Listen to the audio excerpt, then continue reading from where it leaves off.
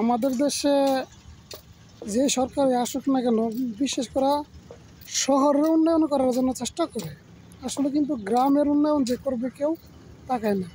কিন্তু বাইরের দেশে কিন্তু এরকম না। দেখেন, এটা হলো বাইরের দেশে একটা গ্রাম।